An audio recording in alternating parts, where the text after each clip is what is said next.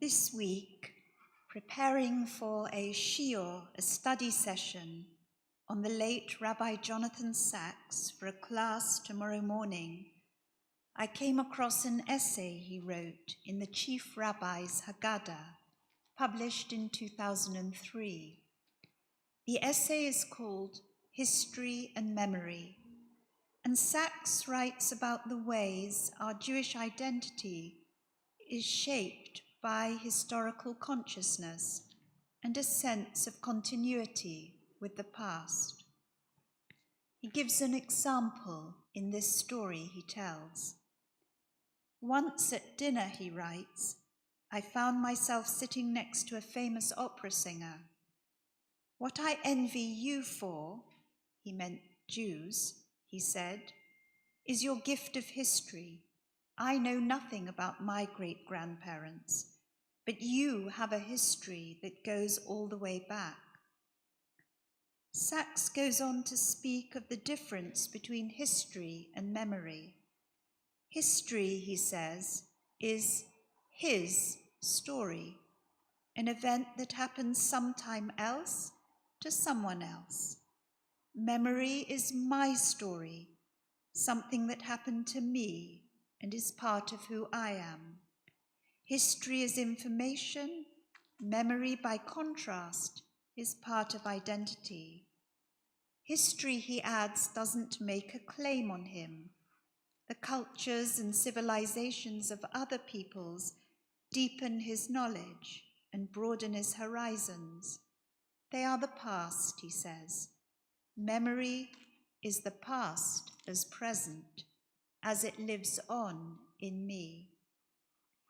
I was struck by Sacks's emphatic statement, history is his story. It's a nice turn of phrase in the old sense of the word nice, but of course, his etymologically false. The word history is derived from the Greek historia, meaning a learning or knowing by inquiry, an account of one's inquiries, knowledge, historical account, record, narrative. A histor in Greek was an expert or witness, one who knows. The Latin historia, a narrative of past events, an account, a tale, or a story, became histoire or HERstory in 12th century France, and then history in 14th century English. Modern Hebrew uses the word historia, but the Bible has a much more interesting word, toldot, which literally means generations, but can be translated meaningfully as story, account, or narrative. Last week's Sedra is called Toldot and begins with the words, this is the story of Isaac, or this is the chronicle or account of Isaac's life. Rabbi Sacks's statement that history is his story is correct in many ways. The interpretation of the past and the significance it has for us has been almost wholly male-centered. His story is the account of male leaders, shapers of history and philosophy, explorers and artists, Alexander the Great, Julius Caesar, Plato and Aristotle, Genghis Khan, Columbus and Vasco da Gama, Michelangelo, Napoleon, Winston Churchill, and so on. But what about HERstory? What about the women leaders who shaped history and thought, who were explorers and artists, scientists and writers? Cleopatra, Joan of Arc, Elizabeth I, Mary Wollstonecraft, who championed education and liberation for women in the 17th century, Marie Curie, the gifted mathematician Ada Lovelace, Emmeline Pankhurst, Rosa Parks, and many others whose stories are only just achieving the commendation and status they deserve? And what about the millions of nameless women who, as George Eliot wrote, lived faithfully a hidden life and rest in unvisited tombs? This week's Torah portion, like every parasha so far in the Torah, begins unmistakably with his story, the story of the patriarch Jacob leaving home, escaping from a brother who has discovered that the blessing reserved for the older son has gone to his younger brother.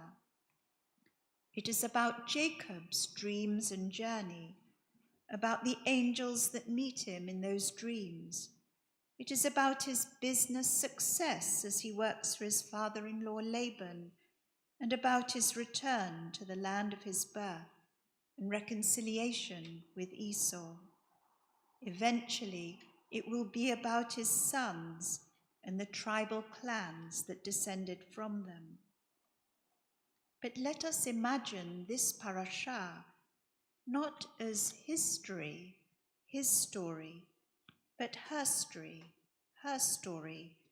and retell it from the point of view of the female characters we discover here. It would begin not with the words, Vayetze Yaakov, Jacob left Beersheba, but with Vatetze Rachel, Rachel left home early in the morning to water the flock. It would focus on her journey to the well and the emotional encounter with her cousin, who kisses her and begins to cry in a loud voice. Perhaps it would go on to record the conversation between Rachel and her older sister Leah. I met this man at the well this morning. He rolled the stone off the well's mouth, invaded my personal space by kissing me, and told me he is our cousin. And instead of telling us, as the Torah does, that Jacob was in love with Rachel, vowing to work for Laban for 7 years, it might tell us something about Rachel's feelings for Jacob. We know this story only from his point of view. But how did Rachel feel about the relationship? Did she love him in return?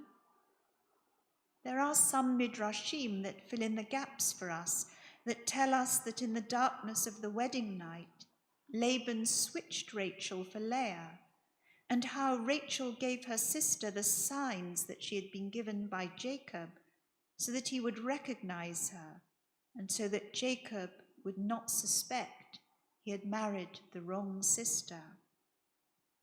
There is much more to say about the stories of these women, the ease of one and struggle of the other to conceive children, the naming of their sons, and eventually towards the end of this week's parasha, how the women cope with Jacob's sudden decision to uproot his whole family, the women, the children, those of a tender age and upwards, the animals he has acquired, everything, and how they steal away without Laban's knowledge.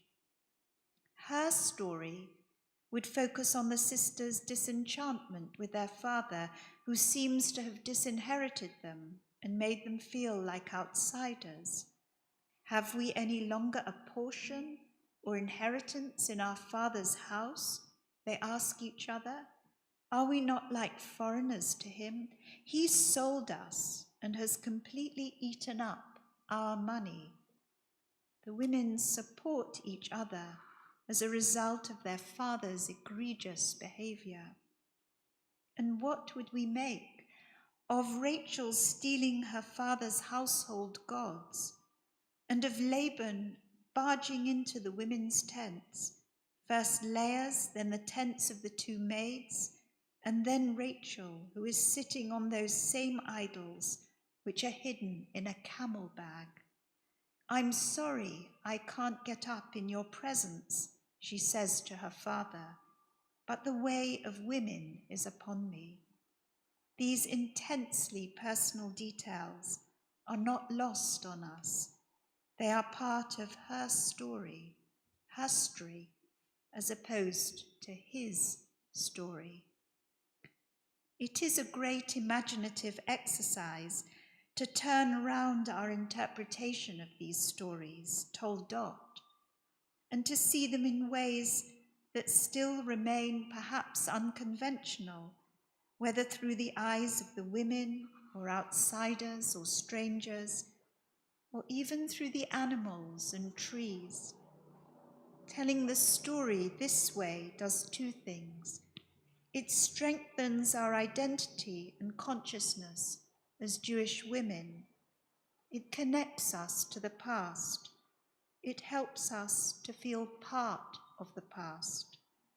These are our memories, in some sense, HERstory, and not only history. And secondly, it places us in the shoes of others. It builds and strengthens our empathy with those who have been marginalized for so long in our society. It is through a different lens that we hear the voices of those who have remained unheard for millennia. And eventually, when enough of us acknowledge that there is not only one telling, one narrative of the toldot, the generations, we can hope for a change towards a world that is more inclusive, more diverse, and capable of greater love and understanding. Kein Yehi Ratzon. May this be God's will, and let us say, Amen.